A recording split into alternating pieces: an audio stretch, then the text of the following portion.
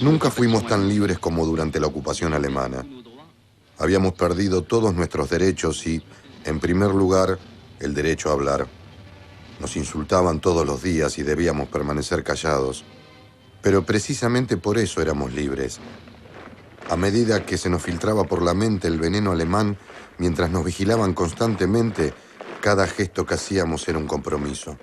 El filósofo francés Jean-Paul Sartre pasó su vida desafiando la lógica convencional. El hombre que jamás se había sentido tan libre como durante la ocupación alemana desafiaría todas las presunciones sobre la forma en que vivimos en su búsqueda del significado de la libertad. Diría que lo que me llamaba la atención de Sartre era el sentido físico, casi fisiológico, de libertad.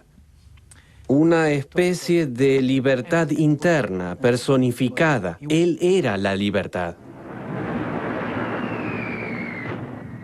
Fue en un campo alemán para prisioneros de guerra donde Sartre, trabajando en secreto, advirtió el potencial de sus ideas sobre la libertad personal.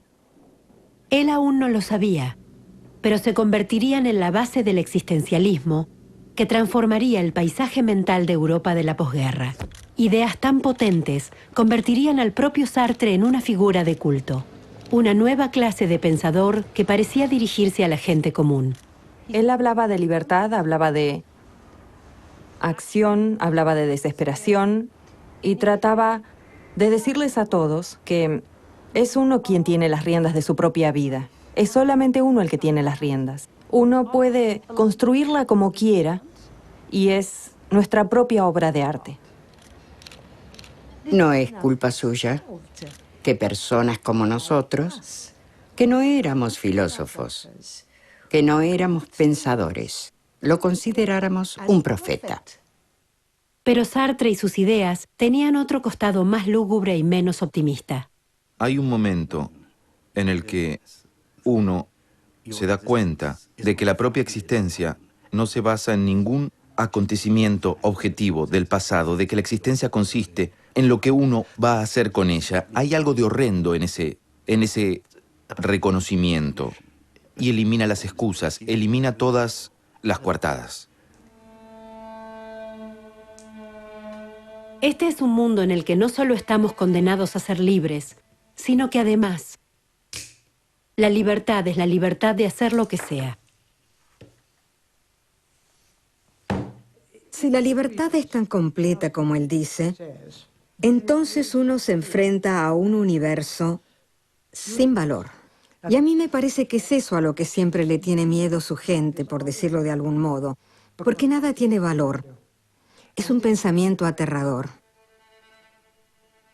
Tal vez parezca imposible vivir conforme a una filosofía de la libertad tan intransigente, pero eso es exactamente lo que Sartre intentó hacer durante su larga y controvertida vida.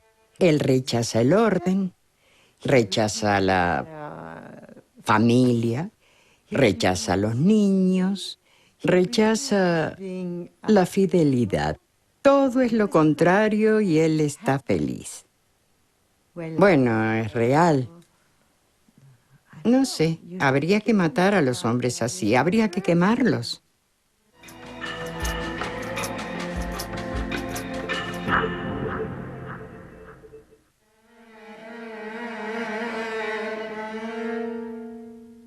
No fue accidental que la filosofía de Sartre llegara a un público tan amplio por primera vez inmediatamente después de la Segunda Guerra Mundial. Francia era un país agobiado, avergonzado de su pasado y con miedo al futuro, y las ideas de Sartre trajeron un mensaje de esperanza. Todos se dieron cuenta de que las antiguas estructuras y valores de los que habían dependido, quizás por generaciones, se estaban derrumbando. Y la idea de Sartre era que en realidad se trataba de una gran oportunidad moral. Otros se alarmaban y decían que ya nadie creía en el cristianismo, que nadie creía en la familia y en los valores morales de sus padres y sus abuelos. La idea de Sartre era que desde un punto de vista moral eso era excelente, pues la gente asumía la responsabilidad por sus actos de formas diferentes. Que te digan, usted es responsable del periodo histórico en que está viviendo. Usted tiene no solo el derecho a elegir, sino también el deber de elegir. Y que si usted está ahora rodeado de pobreza, de guerra, de opresión, de crueldad, es porque lo eligió. Pero para un idealista es como el champán, es sumamente fascinante, efervescente y se siente euforia porque confiere un poder tremendo. Lo que más importa es cómo elijamos que sea el futuro. Podemos elegir lo que querramos. Juntos vamos a construir el futuro. En el clima embriagador de la recién liberada París, las ideas existencialistas de Sartre hallaron terreno fértil al brindar a la generación del jazz una filosofía de libertad que se expresaba en el rechazo instintivo del pasado. Nos oponíamos a todo lo que tuviera una similitud con el orden. Que se pareciera al orden, lo detestábamos. Y en la medida de lo posible hacíamos todo lo que estuviera vedado y prohibido. Si estaba prohibido bailar, bailábamos. Si estaba prohibido escuchar jazz, escuchábamos jazz. Pero Sartre tenía motivos más personales para querer dejar atrás el pasado. Había nacido en 1905 en una familia de clase media alta. La muerte de su padre y el odio de su padrastro impulsaron al niño precoz a reinventarse como alguien desconectado de los adultos que lo rodeaban. Él consideraba la muerte de su padre como una gran liberación, pero probablemente no lo haya visto de ese modo los 5 o 6 años posteriores a esa pérdida, aunque sentía que nunca había tenido la presión del hombre que debía servirle de modelo y que había tenido que hallar su propio modelo de lo que quería hacer. Necesitaba creer que era libre de convertirse en algo diferente.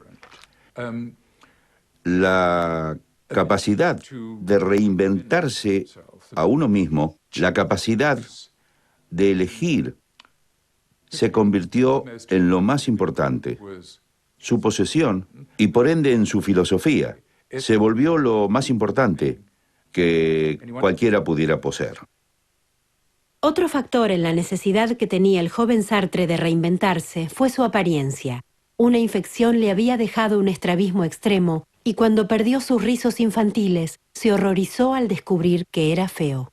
El principal punto de inflexión llegó cuando le cortaron los rizos de oro y al volver a su casa vio algo muy distinto en el espejo y, lo que es peor, se dio cuenta de que los demás ya no reaccionaban a él como antes. Había perdido ese encanto y a partir de entonces fue su cerebro el que se convirtió en oro.